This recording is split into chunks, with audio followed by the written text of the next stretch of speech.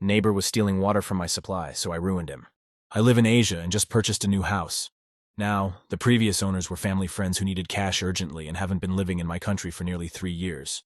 So I got it for a great price in the middle of the capital city. The sale was finalized at the start of this month and I moved in right after. The house was definitely a fixer-upper, as the previous owners had left mid-renovation, and the main door was locked with just a padlock, not even a door lock. The house had no gate, meaning anyone could just walk right on in. The first day I moved in, someone's bike was parked in the garage. I just parked it on the road on the same day I had a gate installed. An angry man was knocking on my gate later, and I didn't bother answering, but through my window I could see him giving up and taking the bike after 15 minutes. So already, I wasn't digging the neighborhood, but I didn't have any incidents after that, aside from people not knowing that this was no longer an abandoned house. So, my gate was blocked more often than never, but a no parking sign on my gate fixed that issue. Last week I was having a shower in my bathroom, and I noticed my water pressure was lower than usual. I also heard my next-door neighbor's water pump going. Now this neighbor, an old guy, lived in a 3-storied house, the first being the lowest and the one he lived in. The other 2 floors were rented out to tenants. This guy wasn't happy about the house being sold, and voiced many concerns to my friends, the previous owners.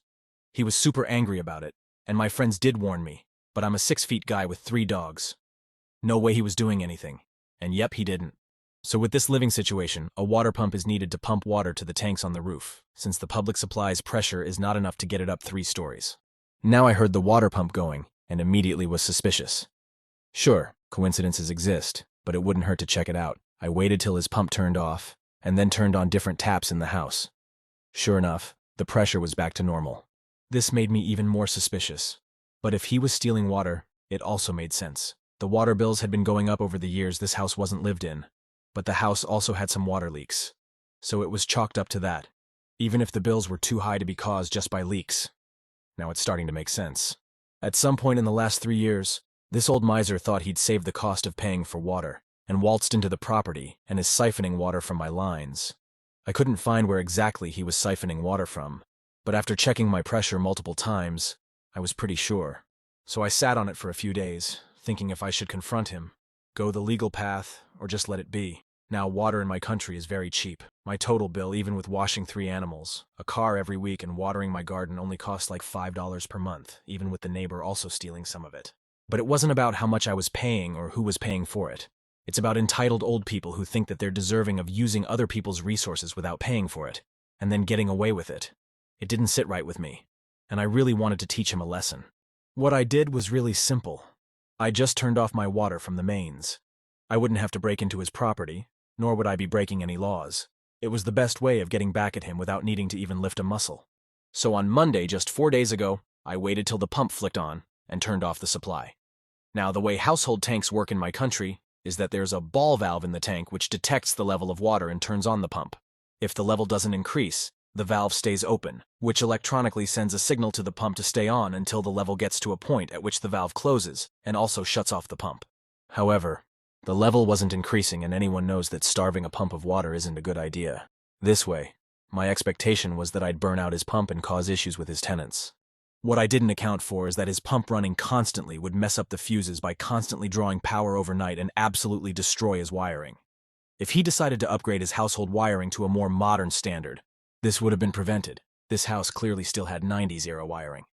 At around 3 a.m., I heard all residents in the house waking up and talking in hushed voices about why just their house in the neighborhood doesn't have power or water. I found out about the power part because the tenants devolved into shouting at their landlord.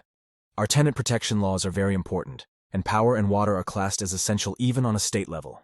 Cutting those services are grounds for lawsuits, unless due to weather or some other unavoidable reason. In this case, the landlord is responsible for keeping the house wiring up to date and in good condition, alongside the supply of water. So the tenants were not happy, and one of them immediately moved out 2 days later when it was informed that water and power will not be returning the very same day this happened. Both tenants in the 2 floors lodged a complaint with the police, and if a person is in clear breach of laws, the police have the authority to fine or penalize the person without a court judgment. It can be challenged in court if the person thinks that they were unfairly penalized, but they still have to pay the fines and will only be refunded if and when the court finds the fines unlawful. So now the landlord lost both tenants and has to pay a fine of $500, which is a lot of money in our country. He also has to refund the security deposits of both tenants and cannot rent out until both issues are fixed. which will cost him more money. As of right now, he's moving out on Sunday to his daughter's place, since he cannot afford to live alone. The tenants were his only source of income, and he's a retired mechanic, so he has no other income. He did find out why the motor kept drawing power, overloaded the wiring, and burned out. He came by to my gate and asked me if I turned off my water, and I said, "Oh yeah, my tank had a new leak on a pipe and I turned it off till the next day until the plumber came by to fix the issue." Y'all, the look on his face. He kept a straight one, but I just knew he was holding back. He just said, "Oh, okay," and went back inside. Not sure if he knows I know, but I don't care because he can't do anything. I'm getting a plumber down next week to correct my plumbing and remove any pipes that leave my property. So I got rid of my water issue and a neighbor who could potentially be a pain in the ass by simply flicking a tap off. Two birds, one stone, I'd say.